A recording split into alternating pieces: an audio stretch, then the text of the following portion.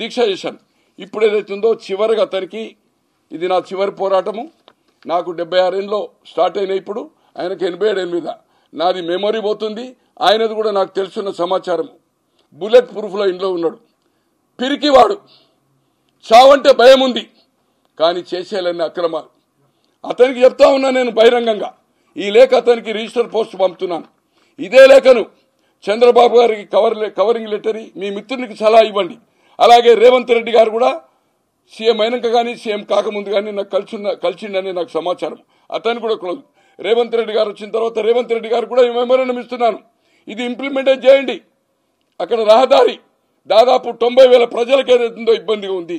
కొన్ని వేల ఎకరాలు ఈ రోజు ఏదైతుందో 16 గ్రామాల్లో 1000 ఎకరాలు ఫిగర్తో సహా ఉంది నా దగ్గర. రెవెన్యూ రికార్డు ప్రకారం ఈ రోజు 50 లక్షల నుంచి ₹1 కోటి ఉంది.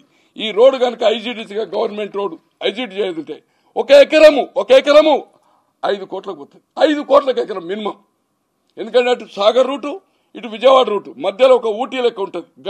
గండిపేట కంటే బ్రహ్మాండంగా ఉంటుంది. ఫామ్ హౌస్లకు ఏదో పోతుందో ఆ రైతులకు ఏదైతుందో ఇన్కమ్ వస్తుంది. ఎకరం 2 ఎకరంలోనూ ఓ ఎకరం అమ్ముకుంటాడు. వాళ్ళు కారులో తిరగలుగుతారు. దీన్ని ఏదైతుందో అతన్ని నీతులు చెప్పడం కాదు. విజయవాడ ఏమైందో మనం చూసాం, అంతకుముందు వైజాగ్ ఏమైందో చూసాం. అలాగే మీకు స్ట్రైక్ ఏదైతుందో 77 జూన్లో 23 రోజులు చేశారండి. కార్మిక చట్టాన్ని అది ప్రావిడెంట్ ఫండ్ అనుకోండి, జీతాలు అనుకోండి, యూనియన్లో ఉండద్దు అనుకోండి, ఎవరన్నా ప్రెస్ వాళ్ళకు డిన్నర్స్ ఉంటాయి. ఈనాడు వాళ్ళు పోవడానికి వీలేదండి. ఓన్లీ ప్రెస్ కాన్ఫరెన్స్ అటెండ్ చేయాలి. No dinners, no private talk. తెల్లారి ఉద్యోగం పోతుంది.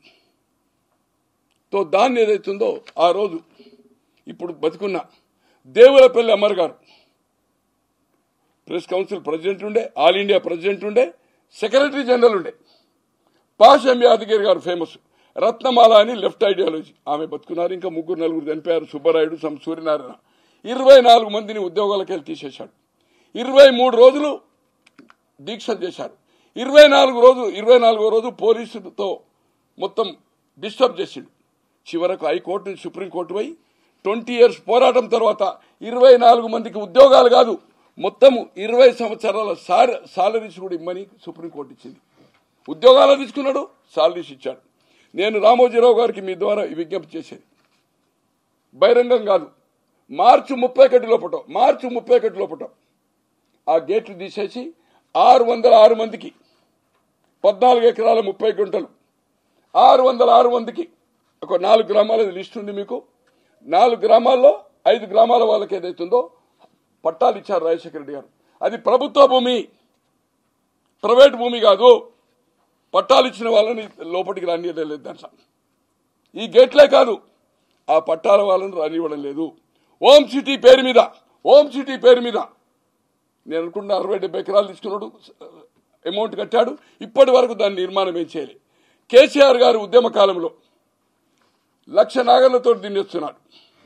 తెలంగాణ వచ్చిన తర్వాత పొట్ట కూటి కోసం కాదు, పొట్ట కొట్టే వాళ్ళ కోసం నా పోరాటం అని చెప్పాడు కరీంనగర్లో. ఈనాడు ప్రతులను మొదటి పబ్లిక్ మీటింగ్ పార్టీ పెట్టిన తర్వాత కరీంనగర్లో జలదృశ్యంలో చిన్న మీటింగ్ ఒక 1000, అక్కడ దాదాపు ఒక 40,000-50,000 సభ. ఆ డేట్ నాకు జ్ఞాపకం లేదు. దీని తర్వాత ఏప్రిల్ తర్వాత జూన్లో మొత్తం ఈనాడు ప్రతులు కరీంనగర్ జిల్లా కలెక్ట్ చేసి ఆ పబ్లిక్ మీటింగ్ దగ్గర మేము అధికారం వస్తే 1,00,000 నాగర్లు పెట్టి దున్నిస్తాను.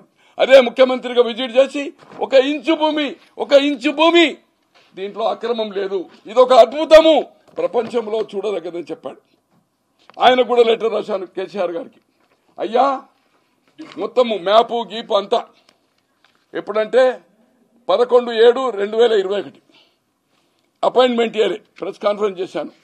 అలాగే మళ్ళీ ఒక అపాయింట్మెంట్కి ఏం రాశాను ఎప్పుడంటే అది ఇది అపాయింట్మెంట్ అడిగాను. దీని గురించి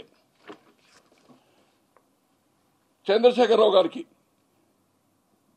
వినతి పత్రం సమర్పించడానికి 28/9/20 కూడా చేశాను. ఇట్లా 4 సార్లు అపాయింట్మెంట్ అడిగాను. ఇవాళ నేను అడుగుతున్నాను, ఈరోజు ఈ పాలకులను ప్రతిపక్షంలో ఉండే బీఆర్ఎస్ కానీ కాంగ్రెస్ కానీ అతను కూటి కోసం వచ్చిండా, పొట్ట కొట్టడానికి కోసం వచ్చిండా?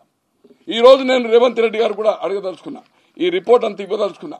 దీన్ని ఇంప్లిమెంట్ చేయాలి, లేకపోతే రాజశేఖర రెడ్డి గారి పేరు తలుచుకుంటానికి కూడా ఏదైతుందో మీకు హక్కు అర్హత లేదు.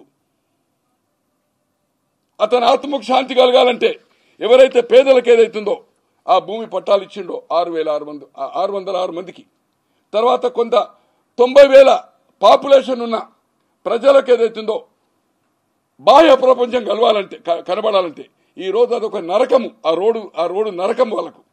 ఒక 5 నిమిషాల్లో విజయవాడ రోడ్డు 10 నిమిషాల్లో టచ్ కాగలుగుతారు వాళ్ళు, ఆ 16 గ్రామాల వాళ్ళు. అటు మన సాగర్ రూటు అటువంటిది వాళ్ళు ఇవాళ నరకయాత్ర పడుతున్నారు. కోట్లాది రూపాయలు వాళ్ళకు వచ్చే ఆదాయాన్ని నష్టపోతున్నారు. విద్యార్థులు పెళ్లిలకు కానీ పోవాలంటే ఇబ్బంది పడుతున్నారు. ఇప్పటికైనా కళ్ళు తెరవండి. మనిషి తప్పుడు చేయడం సహజము, కానీ మార్చుకోవాలి.